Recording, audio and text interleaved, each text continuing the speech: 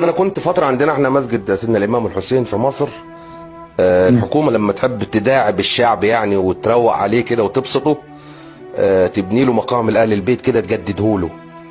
نعم. فمن فتره كده كان في التجديد الاخير بتاع مقام سيدنا الامام الحسين. مم. فمكان دفن الراس الشريف عندنا احنا في مصر، حضروه كده ناس من الدوله يعني، فكانوا عاوزين حد يفتح مكان دفن الراس الشريف دوت عشان يعملوا الترميم يعني، النظافه اللي بتحصل في المكان عامه يعني.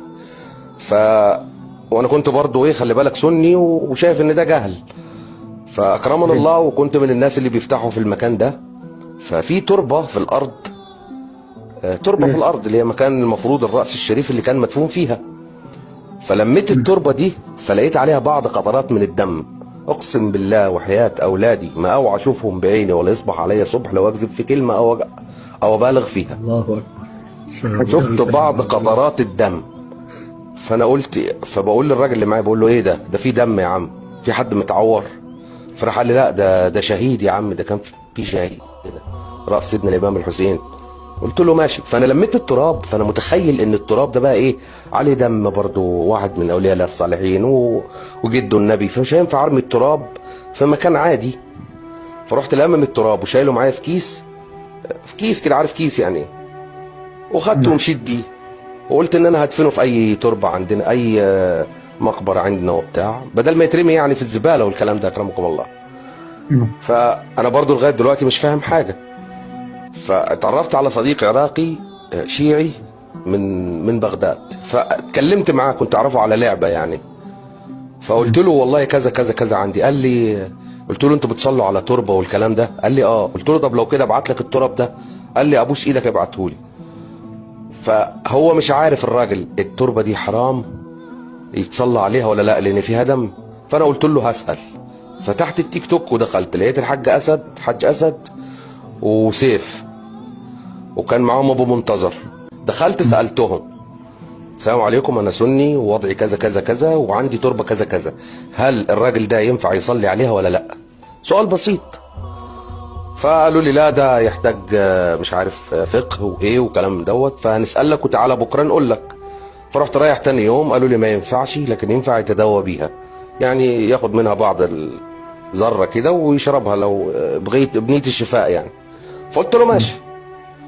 فخلاص بقت ايه، بقيت يعني اخرج من البث واجي اسمعهم من بره، اشوف بيقولوا ايه المجانين دول، لغايه نعم. ما اكتشفت مظلوميه الزهراء هي اللي فرقت معايا جدا. خلي بالكم يعني، لما اتاكدت من مظلوميه الزهراء وبقى سيف يطلع روايات ويطلع احاديث، انا انصدمت من الروايات والاحاديث دي، ازاي دي الكلام ده موجود.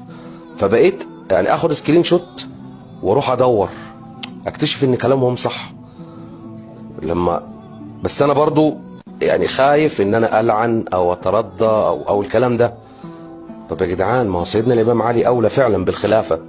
طب يا جدعان، ازاي ابو بكر اللي انا كنت شايفه من القاده وشايفه راجل عظيم هو اللي نفع الامه، وازاي عمر بن الخطاب واحد زي سيف يقول عليه كده؟ ده النبي كان بيقول لو كان نبي بعدي لكان عمر. الكلام ده كان بيدور في دماغي. طب دور يا مؤمن، شوف يمكن الناس ديت تكون صح. ادور ادور ادور، اكتشفت ان الناس دي صح. رحت صاعد، كان ابو بكر وسيف. اول ما مم. صعدت قلت له ممكن بعد اذنك تثبت لي مظلوميه الزهراء؟ ثبتها لي بناء على معلومات عندي انا من الاول، انا مجمعها ومخليها جنبي. اول ما ثبت لي كده فقلت له طيب انا ينفع يعني انطق الشهاده وما لعنش عمر وابو بكر وعائشه؟ ينفع ما لعنهمش؟ قال لي ينفع. اللعن يعني مش شرط اساس. فرقت منهم. بس انا اللي عايز اقوله لك والله العظيم، يعني والله العظيم يا شيخ علاء، الكلام ده يعني يمكن اول مره اقوله لحد يعني. انا من ساعه ما اتشيعت بقالي 5 شهور، كانت حياتي حلوه الاول ماديا في الشغل وفي كل حاجه. صدقني من ساعه ما اتشيعت وانا اتدمرت، حقيقي صح. اتدمرت. ده والله فعلا. ده بامانه الله حقيقي فعلا اتدمرت. يعني مديري في العمل بالصدفه شافني بصلي على تربه، يعني انا ما اعرفش ان في المصليه كاميرات بتاعت الشغل. فهو شافني وانا بصلي على تربه، فبص عليا كده قال لي تعالى انت بتصلي على تربه؟ قلت له لا. فوراني الفيديو، فقلت له اه خلاص انا فارق السيف والغمد، يعني هقول له ايه؟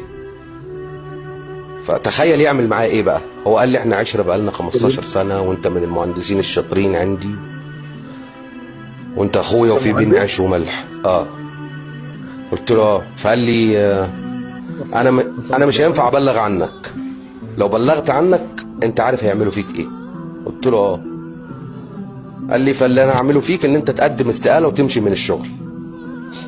قلت له طب انا مش معايا شغل تاني، اروح فين دلوقتي؟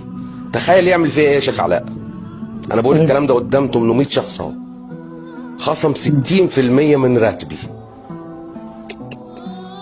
حسبي الله عليك. علشان ايه؟ علشان خاطر اسيب الشغل وامشي. قلت له لا انا مش هسيب الشغل.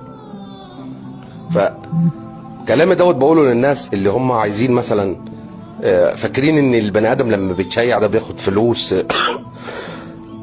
ده بياخد دعم ايراني زي ما هم كانوا بيقولوا، زي ما بيقولوا مؤمن تشيع عشان الفلوس. صدقوني الموضوع مش كده. يعني انا الاول لو كانت خصم مني في المية من مرتبي كنت ببقى حزين وببقى زعلان، لكن دلوقتي خصم 60% ما عنديش مشكلة. انا من نفسي راضي، اقسم بالله العلي العظيم، اقسم بالله العلي العظيم. انا الاول قبل ما التشيع كنت خاف بالموت، هتحصل لي حادثة عربية، تحصل لي حاجة في الطريق، انت فاهم، انسان طبيعي. لكن من اتشيعت سبحان الله الخوف ده اتنزع اصلا. اقسم بالله يعني الكلام دوت انا مش بقوله يعني انا شيخ علاء يمكن تعرفني انت، انا ما يهمنيش حد يعني فاهم.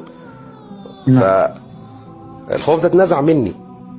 يعني تخيل زي واحد زي ابو معاذ مثلا، راجل كبير، كل ما يجي يشوفني ده طالع بس ولا حاجه، اول ما يطلع اول حاجه يسبني.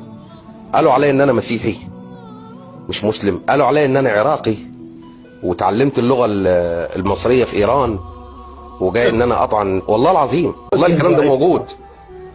ابو معاذ الراجل، ابو معاذ الراجل الكبار اللي المفروض هو يعني على الاقل حافظ ايتين من كتاب الله، اول ما ادخل اي بس يشوفني يقول لي تعرف الشيخ حسن شحاته؟ قلت له اه. فبس الدكتور معاصم يقول لي تعرف الشيخ حسن شحاته؟ قلت له اه اعرفه. قال لي ان شاء الله لو اعرف مكانك هنعمل فيك زيه.